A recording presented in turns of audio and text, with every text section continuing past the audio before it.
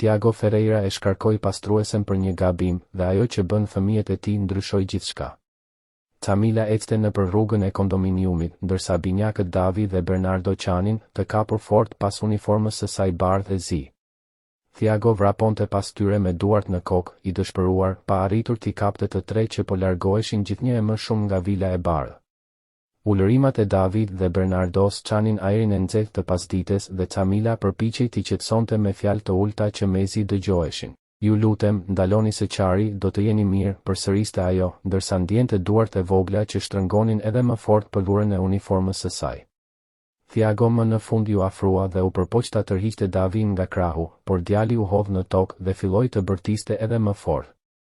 Mos e largoni nga ne, babi, të lutem, mos e merr Camilan, bërtiste Davi me fytyrën e kuqe dhe të mbushur me lot, ndërsa Bernardo ishte kapur pas belit të pastruesës sikur jeta e tij varej nga kjo. Tiago pa përreth dhe vuri re se tashmë të paktën 500 ishin në dritare, duke e vëzhguar gjithçka me shprehje habie dhe gjykimi. Turpi ju ngjit në qafë si zjarr, por ai nuk mund të tërhiqej më, sepse bashkëshortja e tij, Patëcia, ishte te dera e shtëpisë me krahët e kryqëzuar, duke pritur që ai ta zgjidhte atë situatë një herë mirë.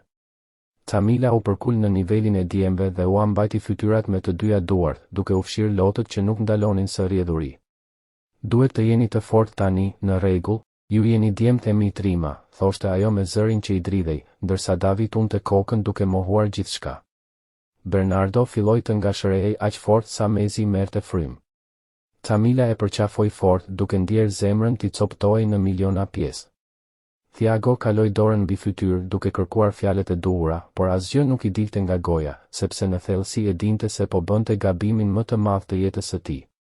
Disa orë më parë, gjithçka ishte normale në rutinën e asaj të mërkure të gushtit. Camila po pastronte dhomën e ndenjës me një leckë të verdhë në dorë, ndërsa binjakët luanin me makina lodër mbi tapetin e budh. Patëcia kishte shkuar në parukeri, si çdo javë, dhe Tiago ishte në zyrë duke mbyllur disa kontrata të rëndësishme të kompanisë së tij të teknologjisë. Camila këndonte lehtë ndërsa fshinte me fshesë poshtë divanit prej lëkure bezh, kur dëgjoi një zhurmë të çuditshme nga kati i sipërm. E fik fshesën dhe mbeti në heshtje, por nuk dëgjoi më asgjë dhe u kthye në punë. Djemtë kërkuan ujë dhe ajo shkoi në kuzhinë, u mbushi 2 gota dhe vendosi edhe disa biskota me çokoladë, sepse e dinte sa shumë i pëlqenin. Faleminderit, Camila, tha Davi me atë buzëqeshje pa dhëmbë që i shkrinte zemrën kujto. Ajo ja ngatëroi flokët me dashuri dhe u kthye te pastrimi. Atëherë Patëcia u kthye në shtëpi 2 orë më herët se zakonisht, me flokët biom të rregulluar në mënyrë perfekte dhe me një shprehje të ashpër në fytyrë. Hyri nga dera kryesore dhe hodhi çantën e shtrenjtë mbi divan, pa përshëndetur askën. Camila ishte në shkallë duke pastruar mermerin, kur Patëcia u ngjit me nxitim dhe kaloi pranë saj pa thënë asnjë fjalë. Pak minuta më vonë, Tiago u thirr në dhomën kryesore dhe dera u përplas me forcë, duke bërë që e gjithë shtëpia të dridhej. Zërat filluan të ulët, por u ngritën gjithnjë e më shumë, derisa Camila mund të dëgjonte çdo fjalë, edhe pse ndodhej në korridor. Nuk e besoj që ti lejon që ajo grua të flej këtu me ne, bërtiste Patëcia, ndërsa Tiago përpiqej ta qetësonte pa sukses. Ajo kujdeset për djemt, Patëcia. Ti e di këtë, u përgjigj ai, por zëri i saj ia preu fjalën. Nuk e dua më këtu, Tiago. Nuk kam besim tek ajo dhe kaq. Camila ndjeu stomakun t'i shtrëngoi, sepse e dinte saktësisht çfarë po vinte. Zbriti shkallët ngadalë dhe shkoi në kuzhinë të merrej me punë, por duart i dridheshin ndërsa lante enët e drekës. Davi dhe Bernardo e kuptuan që diçka nuk ishte në rregull dhe ndaluan së luajturi, duke e parë me sytë e tyre të mëdhenj dhe të shqetësuar. A je mirë, Camila? Pyeti Bernardo, duke ju afruar dhe duke e kapur nga përparsja e bardhë. Ajo mori frym thellë dhe buzëqeshi me zor. Jam mirë, zemra ime, thjesht jam pak e lodhur sot, gënjeu ajo dhe vazhdoi të fërkonte pjatat më fort se ç'duhej. Pas pak, Tiago zbriti shkallët me fytyrë të tensionuar dhe shpatulla të rëna. U ndal te dera e kuzhinës dhe e pa Camilan pa ditur si ta fillonte bisedën. Camila, duhet të flasim, tha ai. Ajo las fungjerin në lavaman dhe fshiu duart në një pecet me vija. Djemtë qëndruan aty pranë, duke ndjerë se diçka shumë e keqe po afrohej. Tiago u kërkoi të shkonin të luanin në dhomë. Davi deshi të protestonte, por Bernardo e tërhoqi nga dora dhe të dy u ngjitën shkallëve, duke u kthyer pas në çdo havë. Kur mbetën vetëm, Thiago u mbështet te banaku I granitit dhe kryqëzoi krahët duke u përpjekur të duke I vendosur. Patricia mendon se është më mirë të mos punosh më këtu, tha ai drejtë në sy. Camila ndjeu këmbët t'i dobësoheshin. Kam bërë ndonjë gjë gabim, zotëri Thiago, pyeti me zë të dridhur dhe me sytë që I mbusheshin me lodh. Ai tundi kokën, pa arritur ta shikonte në sy. Nuk ke bërë asgjë gabim. Thjesht Patricia dëshiron të kujdeset vetë për djemt tani. Të dy e dinin se kjo nuk ishte e vërtetë. Camila kishte 3 vjet që punonte në atë shtëpi, që kur binjakët ishin vetëm 2 vjeç. Ajo I kishte mësuar të flisnin, të hanin vetë, të lidhnin këpucët dhe madje të luteshin para se të flinin. Ajo ishte më shumë nën për ta se sa vetë Patricia. Ajo ishte aty kur Davi pati ethe të larta dhe kaloi gjithë natën duke I vënë kompresa të ftohta në ball, ndërsa Patricia flinte pa u shqetësuar. Ajo ishte aty kur Bernardo ra nga bicikleta dhe I pastronte plagën me aq kujdes sa ai as nuk qau. Ajo ishte aty në çdo ditëlindje, në çdo mëngjes të ftohtë, në çdo makth nate, në çdo përqafim. Kur dëshironi të largohem, pyeti Camila me dhimbje në gjoks. Tani, u përgjigj ai. Ajo u ngjit në dhomën e vogël ku flinte dhe mblodhi rrobat e saj të pakta në një valixhe të vjetër blu. Mori edhe vizatimet e fëmijëve nga muri, I palosi me kujdes dhe I futi në çantë.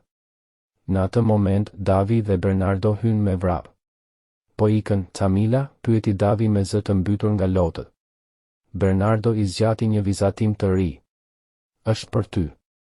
Camila I përqafoi fort. Ju jeni gjëja më e çmuar në botë për mua, tha ajo mes lotësh. Ata u kapën pas saj, duke mos dashur ta lëshonin. Kur zbritën, Patricia qëndronte në sallon me fytyrë të ftohtë. Nuk shfaqi asnjë ndjenjë për lotët e fëmijëve. Kur Camila doli nga porta, Davi u hodh në tokë duke bërtitur. Bernardo u kap pas saj me gjithë forcën.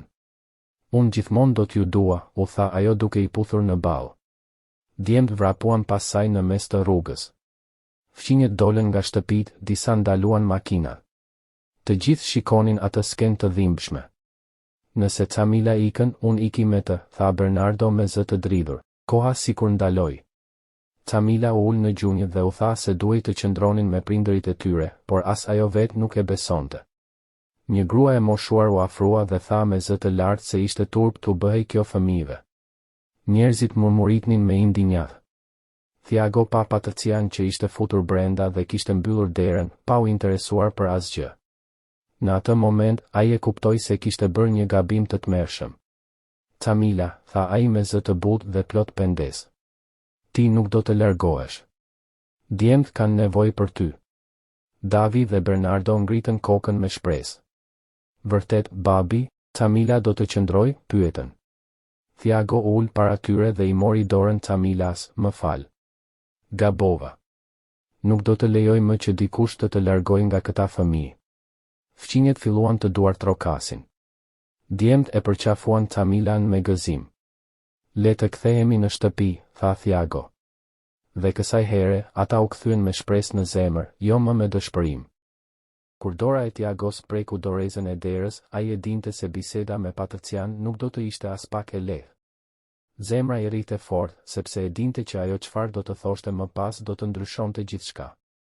Kur hyn në sallë, ajo ishte ulur në divan duke lëvizur gishtat mbi ekranin e telefonit sikur asgjë të mos kishte ndodhur.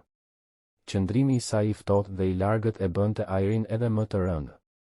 Ajo ngriti syt ngadalë dhe pa Camilën të qëndronte aty me çantën në dorë, ndërsa djemt ishin sërish të kapur pas saj, sikur kishin frikë se ajo do të zhdukej po ta lëshonin. Çfarë po ndodh këtu, Thiago? Pyeti Patricia me një zë të ftohtë dhe të kontrolluar, por në thellësi ndjej një tension I madh. Camila nuk do të largohet.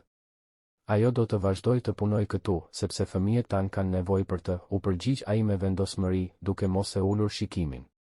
Patricia u ngrit nga divani me sytë e zgurdulluar nga zemërimi. Ti nuk mund të flasësh seriozisht.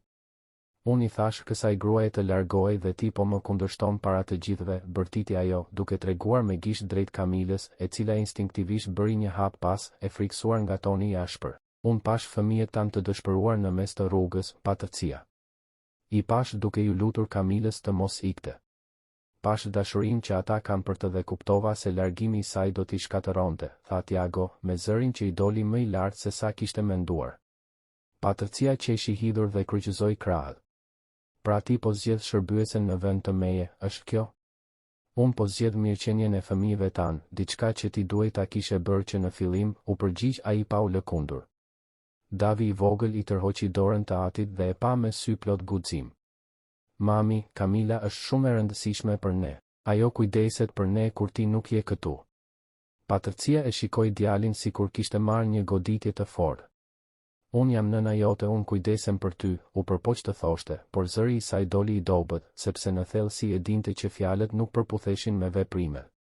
Bernardo u afrua dhe kapi dorën tjetër të Kamilës. Ti nuk luan me ne, mami. Nuk na gatuan. Nuk na lexon histori. Të gjitha këto i bën Kamila. Sinqeriteti i tij i pastër e la Patërcian pa fjalë. Një heshtje e rëndë ra mbi sallë. Kamila qëndronte aty pa ditur nëse duhej të fliste apo të rinte e heshtur. Tiago e shikoi gruan e tij dhe pa një njeri që nuk e njihte më, ose ndoshta që nuk e kishte njohur kur vërtet. Ti kalon gjithë ditën në sallon, në palestër, me shoqet duke bërë pazar, ndërsa Kamila është këtu duke u kujdesur për gjithçka, vazhdoi ai. Unë punoj gjithë ditën për të mbajtur këtë familje dhe kur kthehem në shtëpi, pres që gruaja ime të kujdeset për fëmijët. Por ajo që është gjithmonë këtu është Kamila. Faqet e Patërcias u skuqën nga turpi dhe zemërimi. Pra jam unë fajtore tani? Po thua që jam një nënë e keqe, zëri i saj dridhej. Po them që duhet të rishikosh prioritetet e tua. Fëmijët po rriten dhe ti po humb çdo moment të rëndësishëm, sepse je shumë e zënë me gjëra që nuk kanë vërtet rëndësi, u përgjigj Tiago, duke thënë më në fund të vërtetën që kishte mbajtur brenda për vite. Patërcia u ul sërish në divan dhe mbuloi fytyrën me duar. Kamila bëri një hap përpara dhe foli me zë të ulët, zonja Patërcia, unë kur nuk kam dashur t'ju marr vendin. Unë vetëm bëj punën time dhe kujdesem për djemtë sepse i dua shumë. Patërcia e shikoi me sy të mbushur me dhimbje. Ti mendon se nuk e di këtë, se nuk shoh mënyrën se si fëmijët e mi të shikojnë me aq dashuri? Lotët filluan t'i rridhnin. Unë e di që jam një nënë e munguar. E di që nuk bëj as gjysmën e asaj që bën ti për ta, por kam frikë. Frikë nga çfarë? Pyeti Kamila me butësi. Frikë se nuk jam e mjaftueshme. Frikë se do të dështoj. Frikë se nuk di ti bëj gjërat siç duhet, tha Patërcia, ndërsa lotët i shkatëronin grimin e përsosur. Ajo rrëfeu se edhe vet ishte rritur me dado, se nëna e saj nuk kishte pasur kur kohë për të dhe se kishte premtuar se do të ishte ndryshe me fëmijët e saj, por kishte përfunduar duke përsëritur të njëjtin model. Tiago u ul pranë saj dhe i vuri dorën mbi supë, ende mund ta ndryshosh këtë. Nuk është vonë. Unë nuk di si të jem nën, tha ajo me dëshpërim. Nuk di të gatuaj, nuk di të tregoj histori, nuk di të bëj gjërat që bën Kamila. Kamila mori frym thellë dhe tha, unë mund t'ju mësoj. Mund t'ju tregoj si t'i bëni këto gjëra dhe ne mund të kujdesemi për djemt bashkë. Syt e Patërcias u mbushën me shpresë. Do ta bëje këtë për mua, pas gjithçkaje që bëra sot? E bëj për fëmijët, u përgjigj Kamila. Ata meritojnë ta kenë nënën e tyre pranë. Davi vrapoi dhe e përqafoi të ëmën. Dua që të rish me ne, mami. Dua të luash me ne. Bernardo u bashkua dhe i përqafoi të dy. Patërcia qau dhe qeshi njëkohësisht duke i mbajtur fort. Tiago e shikoi Kamilën me mirënjohje, sepse e dinte se ajo kishte shpëtuar familjen e tij. Në javët që pasuan, rutina e shtëpisë ndryshoi plotësisht. Patërcia filloi të zgjohej herët dhe të shkonte në kuzhinë, ku Kamila përgatiste mëngjesin. Ajo mësoi të bënte pejtulla, të përgatiste ushqime, të luante me fëmijët, të ulej në dysheme dhe të dëgjonte botën e tyre. Ajo mësoi se si të qeshte me ta, si t'i përqafonte, si t'u lexonte histori para gjumit. Gradualisht, shtëpia u mbush me zëra, me të qeshura, me ngrohtësi. Tiago kthehej nga puna dhe gjente një familje të bashkuar. Patërcia nuk ishte më e largët, ajo ishte e pranishme, e dashur, e përkushtuar. Kamila nuk ishte më vetëm punonjëse, ajo ishte mësuese, mbështetje dhe pjesë e familjes. Patërcia filloi të shite detaje që më parë i kishin shpëtuar, mënyrën si djemt lidhnin këpucët, si rregullonin lodrat, si ruanin vizatimet për t'ia treguar. Ajo kuptoi se të qenit nën nuk do të thotë për sosmëri, por prani. Të jesh aty kur fëmia qan, kur qesh, kur ka frikë, kur ka nevojë për një përqafim. Me kalimin e kohës, ajo u bën nëna që fëmijët e saj kishin ëndërruar. Ajo ishte në çdo moment të rëndësishëm, në çdo hap të rritjes së tyre. Dhe gjithmonë pranë tyre ishte edhe Camila, si një figurë e qetë dhe e fortë, që kishte ndihmuar në ndërtimin e kësaj familjeje. Në fund, të gjithë e kuptuan se familja nuk ndërtohet vetëm nga lidhjet e gjakut, por nga dashuria, nga prania, nga zgjedhjet e përditshme për të qenë aty njëri për tjetrin. Dhe ajo ditë, kur Tiago vendosi të mos e largonte Camilën, ishte dita kur kjo familje filloi të rilinte. Bernardo kishte një mënyrë të veçantë për t'i rregulluar lodrat gjithmonë sipas ngjyrave. Çdo makinë, çdo blok ndërtimi, çdo top i vogël vendosej me kujdes në rreshta të përkryer, nga ngjyra më e qelët te ajo më e errëta. Patërcia e vuri re këtë zakon dhe e pa sa shumë rëndësi kishte për të rendi dhe harmonia. Ajo zbuloi gjithashtu se të dy djemtë e adhuronin kur ajo këndonte, edhe pse zëri i saj nuk ishte as pak i sintonizuar. Për ta, ajo ishte këngëtarja më e mirë në botë, sepse ishte nëna e tyre. Çdo vizatim që bënin e ruanin për të, si të ishte një thesar i çmuar. I fusnin në sirtar, në kuti, në libra, vetëm që të mos humbnin kurrë. Një pasdite, Bernardo e thiri me zë të butë, "Mami, a mund të vish të shohësh detyrat e mia?" Patërcia e la menjëherë telefonin mënjan dhe u afrua te tavolina ku ai ishte ulur. Ajo pa fletoren plot me ushtrime matematike, numra të shkruar me kujdes dhe disa gabime të vogla që tregonin përpjekjen e tij. "Po i bën shumë mirë, zemra ime. Je duke u përmirësuar shumë," i tha ajo duke ja përkëdhelur flokët. Bernardo buzëqeshi me krenari. "Mësuesja tha që kush i ka të gjitha sakt, merr një yll," tha ai emocionuar. "Atëherë le t'i rishikojmë bashkë, që të jemi të sigurt," u përgjigj ajo, duke u ulur pranë tij. Ata kaluan një kohë të gjatë duke kontrolluar çdo ushtrim, duke folur, duke qeshur dhe duke mësuar bashkë.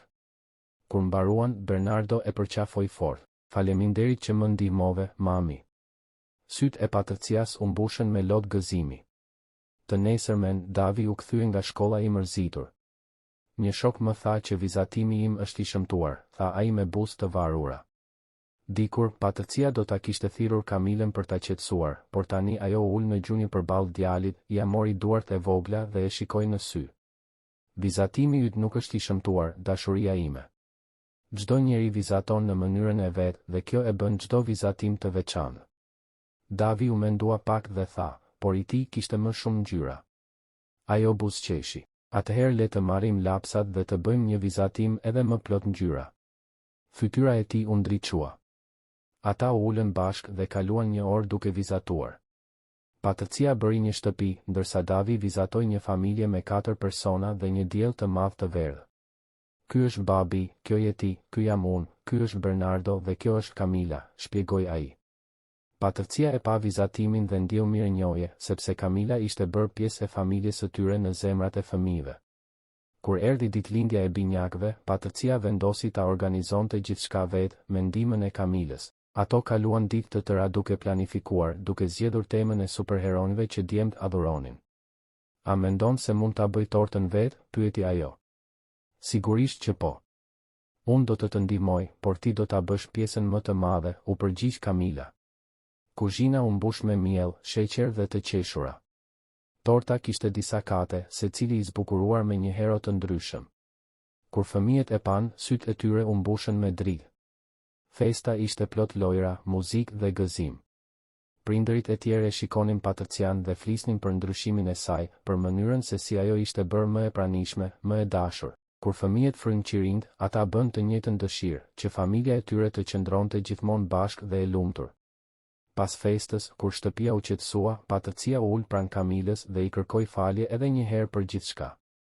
"Unë kisha xhelozi, sepse mendoja se dashuria e fëmijëve për ty do të thoshte se nuk më donin mua." Camila i buzëqeshi me butësi. Zemra e fëmijëve ka vend për shumë dashuri. Muajt kaluan dhe ndryshimi i Patërcias u bë i plot. Ajo i çonte fëmijët në shkollë çdo mëngjes, i priste çdo pasdite, i ndihmonte me detyrat, luante me ta në kopsht, u lexonte histori, u këndonte dhe i mbante në krah kur kishin nevojë. Ajo mësoi se të jesh nën nuk do të thotë të jesh e përsosur, por të jesh e pranishme. Vitet kaluan dhe familja u forcua gjithnjë e më shumë. Djemtë u rritën, por kur nuk harruan ditën kur gati humbën Camilën dhe kur nëna e tyre më në fund u bë vërtet e pranishme në jetën e tyre. Në një pasdite të qetë, të gjithë u mblodhen rreth tryezës në kopsht, duke qeshur dhe duke ndarë ushqimin. Tiago ngriti gotën dhe bëri një dolli për familjen, për gabimet që i kishin mësuar dhe për dashurinë që i kishte bashkuar. Davi shikoi përreth dhe pa baban, nënën, vëllain dhe Kamilën, të gjithë së bashku.